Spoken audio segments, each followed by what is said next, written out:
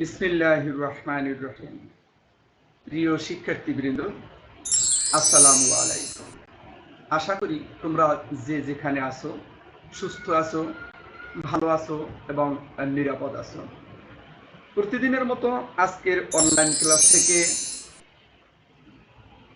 স্বাগত জানাচ্ছি আমি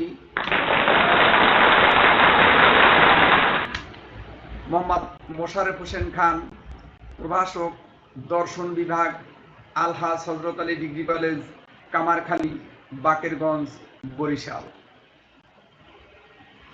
বর্তমান দুনিয়ায় করোনা নামক এক মহামারীতে আমরা সবাই গৃহবন্দী অবস্থায় আছি। এমত অবস্থায় আমাদের ঘরে বসে ক্লাস নেওয়া ছাড়া আর কোনো উপায় না থাকায় আমরা কিন্তু অনলাইন ক্লাস নিচ্ছি। যদিও অনলাইন ক্লাস অত সরাসরি ক্লাসের মতো অত সুন্দর হবে না, তারপরও তোমরা প্রতিটি ক্লাস তোমাদের স্মার্টফোন কিংবা ল্যাপটপ অথবা মোবাইলে দেখে নিবে, এই প্রত্যাশায় রইল। আর যখনই তোমরা ঘরের বাইরে যাবে মাস্ক পরবে, কেননা টিকা নেও কি না নেও মাস্ক ছাড়া আমাদের কোনো উপায় নেই। আর মাস্ক পরলে এই রোগ অনেকটা এই রোগে আক্রান্ত হওয়ার সম্ভাবনাটা কমে যায়। বিধায় অবশ্যই মাস্ক পরবে এবং স্যানিটাইজার দিয়ে হাতকে বারবার ভালো মতো ধুয়ে নেবে, এই প্রত্যাশা রইল। তো যাই হোক, আজকে আমরা একাদশ শ্রেণীর যুক্তিবিদ্যা প্রথম পত্রের ৬ষ্ঠ অধ্যায় অবরোহ অনুমানের কিছু বিষয় নিয়ে আলোচনা করব। তার আগে আমি কয়েকটি ছবি তোমাদেরকে দেখাচ্ছি। যেমন এখানে দেখো, গণপ্রজাতন্ত্রী বাংলাদেশ সরকারের সংবিধান, নিচে কয়েকটি ল বা বইয়ের একটি ছবি দেওয়া আছে। তারপর দেখো এখানে খেলাধুলার আইন কানুন দেওয়া আছে। তারপর শেষে দেওয়া আছে বিচার বিশ্লেষণের জন্য যে প্রতীকটি আমরা দেখতে পাই যে কোনো বিচারালয়ের সামনে, বিশেষ করে বাংলাদেশের সুপ্রিম কোর্টের সামনে তুমি এই ছবিটি দেখতে পাবে। এ দিয়ে আমি তোমাদেরকে কি বুঝালাম, যে আইন কানুন, অর্থাৎ আমরা এই প্রচলিত আইন কানুন নিয়ে আলোচনা করব না, মূলত আমরা আলোচনা করব কি যুক্তিবিদ্যায় সহানুমানের আইন কানুন বা নিয়মাবলী নিয়ে আলোচনা করব। আজকের ক্লাস শেষে তোমরা যা শিখতে পারবে তা হলো সহানুমানের নিয়মাবলী এবং এই নিয়ম লঙ্ঘনজনিত যে সকল অনুপপত্তি আছে তার ব্যাখ্যা তোমরা করতে পারবে। তো দেখি আমরা পিছনে কোন বিষয়ের সাথে এর সংশ্লিষ্টতা আছে।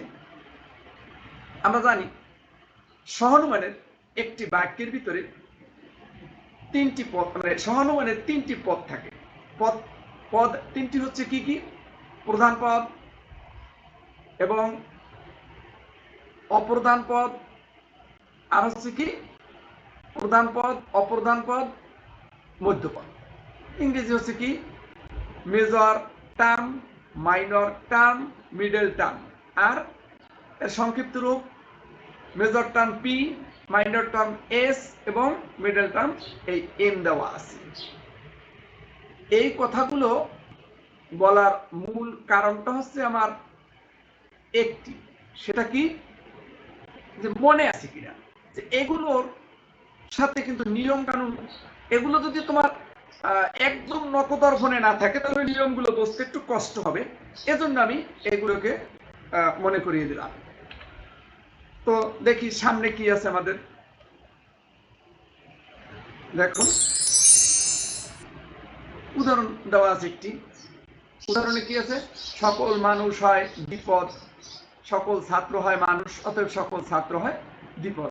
এখানে সকল মানুষ এম, এই যে দেখো মানুষ এম, আর সকল ছাত্র এস, আর এই দ্বিপদ পি। অর্থাৎ আমরা উদ্দেশ্য পদকে, এই যে উদ্দেশ্য পদ ছাত্র, এটাকে আমরা মেজর মাইনর টার্ম বলি। আর এই যে বিধেয় পদ এখানে দেওয়া আছে দ্বিপদ, এটাকে আমরা মেজর টার্ম বা প্রধান পদ বলে থাকি। আর এই যে পদটি এই এখানে একটি যদিও সংযোজক হয় দেওয়া আছে, এখানে হয়তো হয় আসছে, এখানে মানে মধ্যপদ যেটা আছে সকল মানুষ আর এই মানুষ, এখানেও যে সকল মানুষ আর এই মানুষ কিন্তু একই পদ, এটাকে এম হিসাবে আমরা জানি। তো দেখি এই কথাগুলো যদি ভালোভাবে মনে থাকে যে তিনটি পদ আছে, তিনটি বাক্য আছে, এখানে দেখলেই আমরা পাই বাক্যগুলোর নাম, পদগুলোর নাম আমরা আগে আলোচনা করেছি। এখন শুধু এর ভিত্তিতে যে নিয়মগুলো আমাদের আছে সেই নিয়মগুলো নিয়ে আমরা আজকের ক্লাসে আলোচনা করার চেষ্টা করছি। নিয়মাবলী মানে কি? নিয়মাবলী মানে হচ্ছে যেসব আইন কানুনের ভিত্তিতে একটি সহানুমানকে যদি তুমি ঠিকভাবে অনুমান করতে যাও তাহলে তুমি সেটাকে কি পাবা? মানে শুদ্ধ অনুমান, বা সেটাকে তুমি একটা বৈধ অনুমান বলতে পারো। সেই আইনের ভিতরে বা সেই নিয়মের ভিতরে প্রথম যে নিয়মটি আছে সেটা হচ্ছে কি, 1 নম্বর, সহানুমানের 3টি এবং কেবলমাত্র 3টি পদ থাকবে, এর বেশিও নয় কমও নয়। কি বুঝলাম? সহানুমানে 3টি পদ থাকবে, এর বেশি কম থাকার কোনো সুযোগ নেই।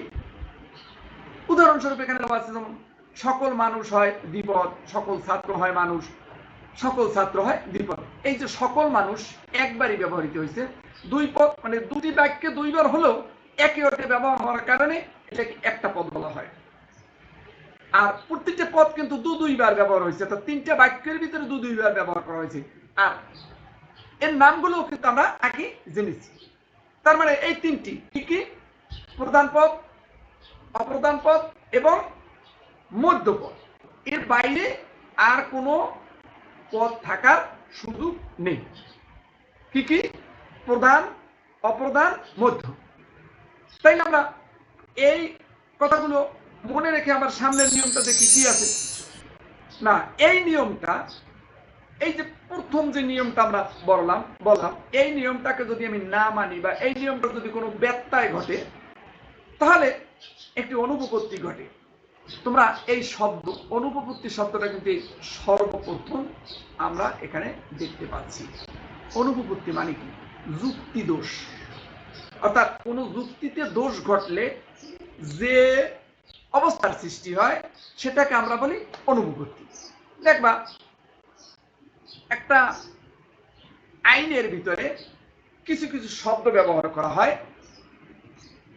একজনের জিনিস আমরা যদি নেই, টাকা দিয়ে নিলে বিক্রি, চুরি মানে সেটা না দেখাই যদি নেই, একদম সবাই অবসরে না দেখাই নিলে সেটাকে বলি চুরি। এটা কিন্তু আইনের ভাষা। সেটাকে বলে একই জিনিস, একই কাজ, একজনের জিনিস আরেকজনের নিচ্ছি, সেটাকে বলে চুরি। আবার সেটাকে যদি জোর করে নেওয়া হয় দিনের বেলা কোনো পথে ঘাটে বসে, সেটাকে বলা হয় রাহাজানি। আবার যদি সেটা রাতের বেলা যদি ঘর থেকে ঢুকে জোর করে নেওয়া হয় সেটাকে বলা হয় ডাকাতি। এই যে শব্দগুলো, একই কাজ বিভিন্ন পর্যায়ে মানে পরিস্থিতির কারণে এক একটা নাম দেওয়া হয়। ঠিক তদ্রূপ এই নিয়মগুলো লঙ্ঘন করলে বা ভাঙলে বা না মানলে আমরা যেসব নাম পাবো সে নামগুলো হলো কি নিয়মের ব্যত্যয় ঘটলে। নিয়মের ব্যত্যয় ঘটলে এক একটা নাম দেওয়া হবে। যেমন প্রথম নিয়মটা যদি মানে না মানি, যে অনুপপত্তিটা ঘটে মানে যে যুক্তি দোষটা ঘটে, যে দোষটা হয়, যে অপরাধটা হয়, সেই অপরাধটার নাম কি? চতুষ্পদী অনুপপত্তি। তার মানে 3টা নয় 4টা পদ হয়ে যাবে। যেমন এখানে দেখো, টেবিল হয় এমন যে মাটি ছুঁয়ে আছে, বই হয় এমন যে টেবিল ছুঁয়ে আছে।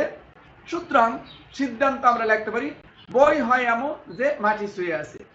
এখন প্রশ্ন হচ্ছে, তোমার তো মনে হচ্ছে যে এটা সেই আগের মতোই আছে এবং এটাকে আমরা একটা শুদ্ধ অনুমানের মতোই মনে করতেছি। আসলে শুদ্ধ অনুমান ঘটেনি। কেন ঘটেনি সেটার ব্যাখ্যাটা একটু সুন্দরভাবে খেয়াল করবে। এখানে আছে টেবিল আর এমন যে টেবিল ছুঁয়ে আছে।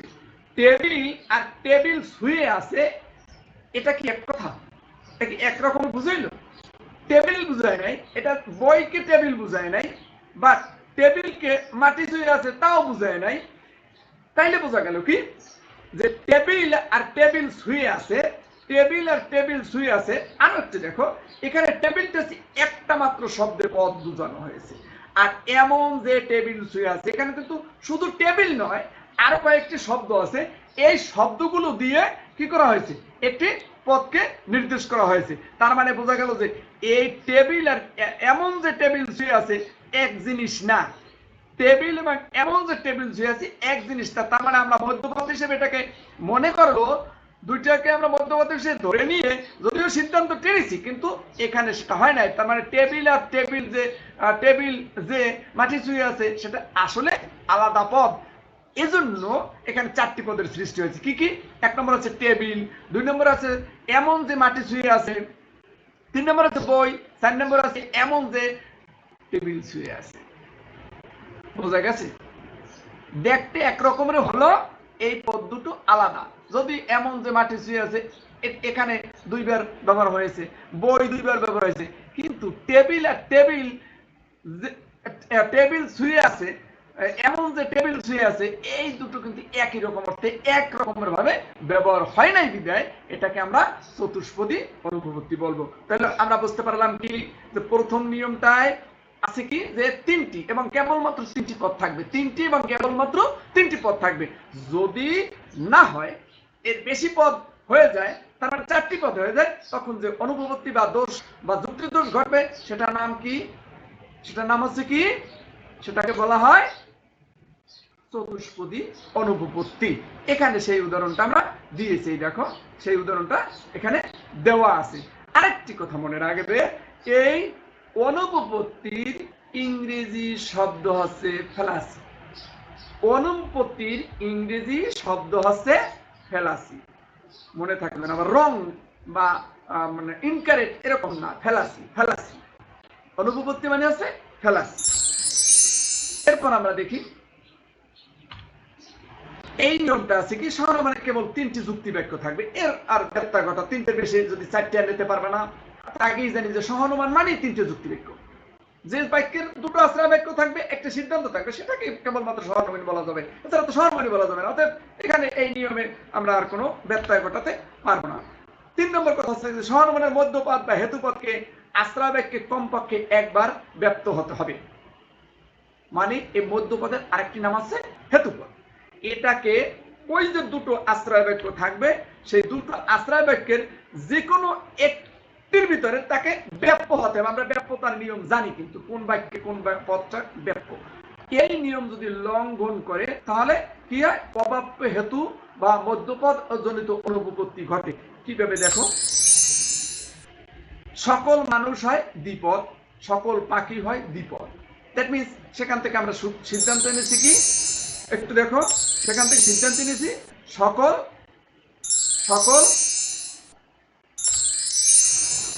পাখি হয় মানুষ। সকল পাখি হয় মানুষ। এই যে এস আছে নিচে, পি আছে উপরে। এমনিতে মনে হচ্ছে জানো এটা কিন্তু একটা অসঙ্গতি, অসত্য। কেমনে দেখো, এই আশ্রয় বাক্যে এই যে দ্বিপদ শব্দটি আমরা ব্যবহার করেছি, এইটাকে মধ্যপদ হিসেবে নিয়েছি। এই মধ্যপদ যেহেতু আমরা দুইটাই এই বাক্য, আমরা জানি এই বাক্যের উদ্দেশ্যপদ ব্যাপ্য, কিন্তু দ্বিপদ শব্দটি আছে বিধেয় পদে, একবারও সে ব্যাপ্য হয়নি বিধায় এটাকে আমরা কি বলবো? অবৈধ যুক্তি বলবো। এরপর দেখো 4 নম্বর নিয়ম, সহানুমানে যে পদ আশ্রয় বাক্যে ব্যাপ্য নয় সে পদ সিদ্ধান্তে ব্যাপ্য হতে পারবে না। আমরা আগেই জানি যে অবরোহ অনুমান মানি আশ্রয় বাক্য থেকে সে কম হবে অথবা সর্বোচ্চ সমান ব্যাপক হতে পারবে। তাহলে এখানেও সেই অসঙ্গতি একটা আছে। মানে এই নিয়মটা যদি আমরা অমান্য করি তাহলে দুই ধরনের অনুপপত্তি ঘটতে পারে। সেটা কি কি? অব্যাপ্য প্রধান পদ জনিত অনুপপত্তি আর অব্যাপ্য অপ্রধান পদ জনিত অনুপপত্তি। প্রথম কথা হচ্ছে অব্যাপ্য প্রধান পদ জনিত অনুপপত্তি, অর্থাৎ যে সহানুমানের আশ্রয় বাক্য অব্যাপ্য প্রধান পদ যদি থাকে, সিদ্ধান্ত সে যদি ব্যাপ্য হয়, তাকে অব্যাপ্য প্রধান পদ জনিত অনুপপত্তি ঘটবে। কেমনি দেখো, যেমন সকল মানুষ হয় জীব, কোন পশু নয় মানুষ, কোন পশু নয় জীব। এখন শব্দটি প্রথম বাক্য, অর্থাৎ প্রথম আশ্রয় বাক্য বা মেজর, যেটাকে প্রধান আশ্রয় বাক্যের ভিতরে আমরা দেখছি কি অব্যপ্য, আর সিদ্ধান্তে গিয়ে দেখি এখানে প্রধান আশ্রয় বাক্যের এই যে প্রধান পদটি ব্যাপ্য। এখন তাইলে আমার সেই কথাটি উল্টো হয়ে গেল যে পদ আশ্রয় বাক্যে ব্যাপ্য না সিদ্ধান্তে ব্যাপ্য হতে পারবে না, কিন্তু এখানে ব্যাপ্য হয়ে গেছে, যাওয়ার কারণে এখানে কি অনুপপত্তি ঘটে, যেহেতু প্রধান পদ ব্যাপ্য হয়ে গেছে, এটা ছিল অব্যাপ্য কিন্তু ব্যাপ্য হয়ে গেছে, মানে ব্যপ্ত হয়ে গেছে, তাই এটার নাম হবে কি অব্যাপ্য প্রধান পদ জনিত অনুপপত্তি। যে পদটি আশ্রয় বাক্যে, যে অপ্রধান পদ আশ্রয় বাক্যে অব্যাপ্য ছিল কিন্তু সিদ্ধান্তে ব্যাপ্য হয়ে যাবে, এরকম হলে অব্যাপ্য অপ্রধান পদ জনিত অনুপপত্তি ঘটবে। যেমন কোন মানুষ নয় অমর, কোন মানুষ নয় অমর ই বাক্য, সেটা আরেকটা লিখছি কি সকল মানুষ হয় জীব, এটা এ বাক্য। সেখান থেকে আমরা সিদ্ধান্তে দেখতে পাচ্ছি যে কোন জীব নয় অমর, কোন জীব নয় অমর। এখন দেখো এই কোন এখানে হওয়া উচিত ছিল কোন জীব নয় অমর, ঠিক আছে, কোনো সমস্যা নেই। এখন দেখো এই জীব শব্দটি ই বাক্য হওয়ার কারণে সিদ্ধান্তে ছিল অব্যাপ্য। আমরা জানি এ বাক্যের দ্বিতীয় পদ অব্যাপ্য, উদ্দেশ্য পদ ব্যাপ্য, আর সেই জীব পদটি যখন সিদ্ধান্তে এসেছে নয় হওয়ার কারণে, এখানে ই বাক্য হওয়ার কারণে উভয় পদ ব্যাপ্য, সে কারণে এই উদ্দেশ্য পদ ব্যপ্ত হয়ে গেছে, তাহলে এই অব্যাপ্য পদটি ব্যপ্ত হয়ে গেল, অব্যাপ্য পদটি ব্যপ্ত হয়ে গেল, এই জীব অব্যাপ্য পদটি ব্যাপ্য হয়ে গেছে, যার কারণে এখানে যেহেতু এটা উদ্দেশ্য পদ বা মানে সিদ্ধান্তের উদ্দেশ্য পদ, তার মানে অপ্রধান পদ, সেই অপ্রধান পদটি ব্যপ্ত হওয়ার কারণে এটাই যে মানে আশ্রয় বাক্যে অপ্রধান পদটি অব্যাপ্য ছিল, আর সিদ্ধান্তে গিয়ে সেটা ব্যাপ্য হওয়ার কারণে এটার নাম হবে কি অব্যাপ্য অপ্রধান পদ জনিত অনুপপত্তি। তার মানে বুঝলাম কি চতুর্থ নিয়ম ভঙ্গ করলে দুটো অনুপপত্তি ঘটে, সেটা হচ্ছে কি অব্যাপ্য প্রধান পদ জনিত অনুপপত্তি, আর একটা হচ্ছে কি অব্যাপ্য অপ্রধান পদ জনিত অনুপপত্তি। তো দেখি এরপরের নিয়মটা কি আছে। শহর মানে 5 নম্বর নিয়ম, শহর মানে দুটি নর্থক আশ্রয় বাক্য থেকে কোনো সিদ্ধান্ত অনুমান করা যায় না, যদি করি তাহলে যে অনুপপত্তিটি ঘটে সেটার নাম হচ্ছে কি দুটো নর্থক আশ্রয় বাক্য জনিত অনুপপত্তি। যেমন কোনো মানুষ নয় দেবতা, কোনো মানুষ নয় শিক্ষিত, কোনো শিক্ষক না কোনো মানুষ নয় শিক্ষক, অতএব কিছু শিক্ষক না কিছু মানুষ নয় শিক্ষক, অতএব কিছু মানুষ নয় দেবতা। এখানে দেখো মূলত সত্তার সম্পর্ককে অস্বীকার করা হয়েছে, অস্বীকার করার কারণে এখানে যে সিদ্ধান্ত তিনটা মানে আশ্রয় বাক্য, যেখানে কোনো হাবাদক কিছু নাই, সেখান থেকে কোনো সম্পর্ক আমরা বের করতে পারি না, সে কারণে এটাকে কোনো সিদ্ধান্তই বলা যাবে না। আর এই সিদ্ধান্তটা যেহেতু দুইটি আশ্রয় বাক্য নর্থক আছে বা নেতিবাচক আছে বা নেগেটিভ আছে, অতএব এটাকে আমরা কোনো অনুমান শুদ্ধ অনুমান বলতে পারি না। এরপর আমরা আবার একটু সামনে যাই, দেখি এখানে দেওয়া আছে 6 নম্বর নিয়ম আছে, সহনমানী একটি আশ্রয় বাক্য নর্থক হলে সিদ্ধান্ত অবশ্যই নর্থক হবে। মানে দুটো সিদ্ধান্ত যদি নর্থক হয় তাহলে সেখান থেকে সিদ্ধান্ত আসবে না ঠিকই, কিন্তু যদি একটি যদি আশ্রয় বাক্যের একটি যদি নর্থক বা নেতিবাচক হয় তখন কিন্তু সিদ্ধান্ত অবশ্যই নেতিবাচক হবে। আমরা আগে সে একটা মানে ছোটবেলা থেকে কিন্তু এই জিনিসটা জানি যে প্লাসে প্লাসে প্লাস, প্লাসে মাইনাসে মাইনাস, সেখানে কিন্তু তিনটা যুক্তি ও এই কথাটাই কিন্তু ওখানে ছিল। আর প্লাসে মাইনাসে মাইনাস, মাইনাসে প্লাসে মাইনাস, তার মানে কি একটি মাইনাস থাকলে তাকে মাইনাস করাই লাগবে, দুটো প্লাস থাকলে সেখান থেকে আমরা কি করতে পারি, আমরা প্লাস করতে পারবো। কিন্তু যদি দুটো মাইনাস থাকে সেখান থেকে সম্পূর্ণ উল্টে যে প্লাস হয়, তার কারণ হচ্ছে কি এখানে কোনো সিদ্ধান্তই নেই যুক্তিবাক্যের ক্ষেত্রে। 6 নম্বর নিয়ম যদি লঙ্ঘন করি তাহলে যে ঘটনাটি ঘটে নর্থক আশ্রয় বাক্য থেকে সদর্থক সিদ্ধান্ত জনিত অনুপপত্তি ঘটে। যেমন কোনো মানুষ নয় দেবতা, কিছু জীব হয় মানুষ, কিছু জীব হয় দেবতা। এই যে কিছু জীব হয় দেবতা, এখানে হয় আসবে, যেহেতু নয় একটা আছে আশ্রয় বাক্যের ভিতরে কোনো একটি নয় আছে, তার মানে নেতিবাচক আছে বা নর্থক আছে, অতএব আমরা সিদ্ধান্ত অবশ্যই নর্থক আনবো। আর এই শব্দটা তোমরা দেখবা যে অনেকের উচ্চারণগত ভাবে ভুল হয়, সেটা হচ্ছে কি নয় নিয়, অনেকে নয়নর্থক বলে অথবা কেউ বলে নৈনর্থক। আমার কাছে এই ঘটনাটি একেবারে খুবই মানে শিশু সুলভ বা মানে অশুদ্ধ ঘটনা মনে হয়। কারণ হচ্ছে ন নিয়, যেমন নিয় কেউ কি মেনু বলো অথবা মিয়া কেউ কি মিন্নে বলো, তা বলো না। এখানেও সেই রকম এটা ইওটা না কে উচ্চারণ হবে, আবার ইও কেউ বলে নিও। এটা আমার একটা আমার দ্বারা মানে বিদ্যুৎ এবং খুব খারাপ একটা বিষয় মনে হয় যে ন ইও এটাকে উচ্চারণ করবো ন থক, ন থক মানে এরকমের ঠিক ন অর্থ, কিন্তু সেটা না বলে বলে নৈনর্থক। আমাদের খুব লজ্জাজনক এবং মানে মানে বোরিং লাগে। তো তোমরা আজকে থেকে যারা আমরা আমার যুক্তিবিদ্যা ক্লাসে যারা উপস্থিত আছে এবং জানলা যে আসলে এটাকে আমরা বলবো কি নর্থ, নর্থ, নর্থ অর্থাৎ না অর্থক, নেতিবাচক বা নৈনর্থ মানে মানে নেগেটিভ বলবো আর কি এটাকে। তো যাই হোক, আমরা আবার 7 নম্বর নিয়মের দিকে একটু তাকাই।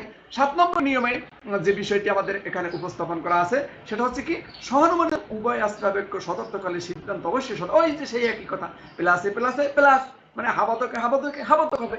এখানে সেইটাই করা হচ্ছে, যেমন সকল মানুষ হয় পরিশ্রমী, সকল শিক্ষার্থী হয় মানুষ, অর্থাৎ সকল শিক্ষার্থী হয় পরিশ্রমী। তার মানে উপরে দুটো সদর্থক আছে, সিদ্ধান্ত সদর্থক, কোনো দোষ ঘটে। এরপর 8ম নিয়ম আছে কি সহানুমানে দুটি বিশেষ আশ্রয় বাক্য থেকে কোনো বৈধ সিদ্ধান্ত পাওয়া যায় না। দুটো কি দুটো আশ্রয় বাক্য, বিশেষ আশ্রয় বাক্য থেকে কোনো বৈধ সিদ্ধান্ত পাওয়া যাবে না। তা আশ্রয় বাক্য বিশেষ হলে 4টি জোড়া পাওয়া যায় কি I I I O I I O এবং ও আই। এই যে ব্যাপারটি এটাকে আমরা বই থেকে দেখবো, কারণ অনেক বড় হয়ে যায় ক্লাসটি, এর জন্য আমি একটু কাট করে যাচ্ছি। এখানে এতটুকু মনে রাখবো, দুটো বিশেষ আশ্রয় বাক্য থেকে কোনো সিদ্ধান্ত অনুমান করা যাবে না। 9 নম্বর নিয়মে আছে সহানুমানী একটি আশ্রয় বাক্য বিশেষ হলে সিদ্ধান্ত অবশ্যই বিশেষ। তার মানে কি সার্বিকের সাথে যদি বিশেষ থাকে তাহলে মানে সিদ্ধান্তটি বিশেষ হয়ে যাবে, অর্থাৎ বড় থেকে ছোট যদি হয় তাহলে সিদ্ধান্ত ছোট হয়ে যাবে, সেখান থেকে বড় হওয়ার কোনো সুযোগ এই অবরোহ অনুমানে নেই। সেটাই এখানে বোঝানো হয়েছে। যেমন সকল মানুষ হয় দ্বিপদ, এটা কি বাক্য। কিছু প্রাণী হয় মানুষ, এটি একটি আই বাক্য। এখন কিছু প্রাণী, এখানে আমাদের এই আই বাক্যটা কি সিদ্ধান্ত নেওয়া লাগবে। এজন্য এখানে আমরা বলবো কি কিছু প্রাণী হয় কিছু প্রাণী হয় দ্বিপদ, কিছু প্রাণী হয় দ্বিপদ, এটা নিতে হবে আমাকে। আর ওই আগের মতো কি বলে সেই সেই আগের মতো সেই নেওয়া যায়। যেমন এই কিছু হয়, আমরা যেহেতু দুইটা আশ্রয় বাক্য হাবাদকের জন্য হয় নিয়েছি, আর এখানে একটি আশ্রয় বাক্য যদি মানে দুটোর একটি আশ্রয় বাক্য যদি বিশেষ বিশেষ আসছে, অতএব সিদ্ধান্তটি আমরা মোটামুটি এটাকে আমরা এটা কোন ধরনের সিদ্ধান্ত বলবো, অবশ্যই এটাকে বৈধ সিদ্ধান্ত বলতে পারবো। কি বাক্য আসছে, আই বাক্য আসছে। তো দেখি তারপরে সেই নিয়মটা কি বলা আছে দেখো। এই নিয়মে বলা আছে কি যে যদি তুমি সহানুমানের প্রধান আশ্রয় বাক্য বিশেষ হয়, মানে আমরা জানি যে একটি বিশেষ হলেই বিশেষ হবে, কিন্তু সেখানে একটা শর্ত দেওয়া আছে কি সহানুমানের প্রধান আশ্রয় বাক্য যদি বিশেষ এবং অপ্রধান আশ্রয় বাক্য যদি নর্থক হয়, প্রথমটা বিশেষ তারপরটা নর্থক হলে তার থেকে কোনো সিদ্ধান্ত আনা যাবে না। সে নর্থকটা হোক সার্বিক হোক সে বিশেষ, এই কথাটাকে এখানে দেওয়া। সহানুমানের প্রধান আশ্রয় বাক্য বিশেষ এবং অপ্রধান আশ্রয় বাক্য নর্থক হলে তার থেকে কোনো বৈধ সিদ্ধান্ত পাওয়া যায় না। এই নিয়ম লঙ্ঘন করলে অবাপ্য প্রধান পদজনিত অনুপত্তি ঘটে। এখানে একটু উদাহরণ দেওয়া আছে, তোমরা একটু দেখে নিবে। তো যাই হোক, আমরা মোটামুটি তারপর এখন তো একক কাজ হিসেবে তোমরা একটু দেখো। আজকে তোমাদেরকে আমি যে পড়াগুলো এতক্ষণ শিখেলাম সেটার ভিতরে আমি প্রথম প্রশ্নটা তোমাদের তুলে ধরলাম কি সহানুমানের নিয়ম কয়টি। অবশ্যই তোমরা পেরেছো 10টি। তারপর নিয়ম লঙ্ঘন করলে কি ঘটে তাও তোমরা পারবে এবং পেরেছো। তারপর একটা হচ্ছে কি 1 নম্বর নিয়ম লঙ্ঘন করলে কি অনুভূতি ঘটে, আর সর্বশেষ 4 নং নিয়ম লঙ্ঘন করলে কয়টি অনুভূতি ঘটে। এক একজনে দিয়েছে, এখন সবার ক্ষেত্রে আমি উত্তরগুলোকে দিয়ে দিচ্ছি। প্রথমটাতে সহানুমানের নিয়ম হচ্ছে 10টি, তারপরেটা হচ্ছে কি নিয়ম লঙ্ঘন করলে যে যে জিনিসটি ঘটে সেটা নাম হচ্ছে অনুপপত্তি। তারপর হচ্ছে কি চতুর্থ নিয়ম, মানে প্রথম নিয়ম লঙ্ঘন করলে চতুষ্পদী অনুপপত্তি ঘটে। এই যে দেখো চতুষ্পদী অনুপপত্তি ঘটে। তারপরে একেবারে সর্বশেষ প্রশ্নটির উত্তরটা হচ্ছে কি 4 নং নিয়ম লঙ্ঘন করলে দুটি অনুপপত্তি ঘটে। ভাগ হয়ে যাও তোমরা, এক এক দলে মেয়েরা যাও আর এক দলে ছেলেরা যাও, গিয়ে দল নম্বর 1 মেয়েরা, দল নম্বর 2 ছেলেরা। এবার তোমরা যারা 1 নম্বর দলে আছো তারা সহানুভূতির নিয়মগুলোর একটি তালিকা প্রস্তুত করো, আর 2 নম্বর দলে যারা আছো তারা সহানুমানের নিয়ম লঙ্ঘনজনিত অনুপপত্তিগুলোর একটি তালিকা প্রস্তুত করো। অর্থাৎ এক দলে আমরা শুধু নিয়মগুলো লিখবা, আর এক দলে নিয়ম কোন নিয়ম লঙ্ঘন করলে কি কি অনুপপত্তি ঘটে সেই তালিকাটা লিখবা। যেমন 1 নম্বর নিয়ম লঙ্ঘন করলে কি ঘটে, আবার 10 নম্বর নিয়ম লঙ্ঘন করলে কোনো অনুপপত্তি ঘটে না সেটাও লিখে দিতে হবে কিন্তু তোমাকে, যে এটা কোনো অনুপপত্তি ঘটে না। বোঝা গেছে? অর্থাৎ এটা অনুপপত্তি নাই লিখে দেবো, অনুপপত্তি নাই এরকম লিখে দেবো। এরকম মোট 10টা নিয়ম লিখে সেটা লিখে দেবো। ওরা 10টা নিয়মের একটা তালিকা প্রস্তুত করবে। আমি 5 মিনিট পর তোমাদের ক্লাসে এই আজকের যে দলীয় কাজ সেটা আমি অবজার্ভ করব, পর্যবেক্ষণ করবো। ধন্যবাদ সবাইকে, সবাই ভালো করেছো। তো আজ আমরা কি শিখলাম কি সহানুমানের নিয়মাবলী, আর এই নিয়মগুলো লঙ্ঘন করলে বা অমান্য করলে যা হয় সেই অনুপপত্তিগুলোর ব্যাখ্যা। দেখো এখানে বাড়ির কাজ হিসেবে দেখো যে নিচে একটি আমি ছক দিয়েছি, চিত্র দিয়েছি। এই চিত্রটায় যে জিনিসটাকে উপস্থাপন করা হয়েছে, কোন নিয়ম বোঝানো হয়েছে তা বিশ্লেষণ করে ব্যাখ্যা করে তোমরা আমাকে ইনবক্স করবে, তাইলে আমি বুঝতে পারবো যে তোমরা আসলে আমার ক্লাসটি বুঝছো কি না। সহায়ক হিসেবে এখানে দেওয়া আছে, তোমরা এই বইগুলোকে সহায়ক হিসেবে নিতে পারো।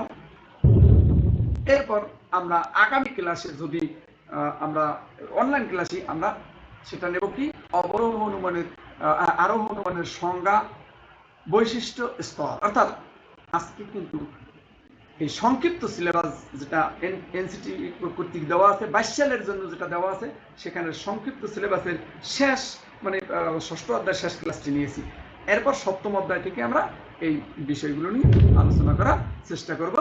তো তোমরা ভালো থাকো, সুস্থ থাকো, এই কামনা করে আজকে আমি আমার অনলাইন ক্লাস এখানেই শেষ করছি। খোদা হাফেজ।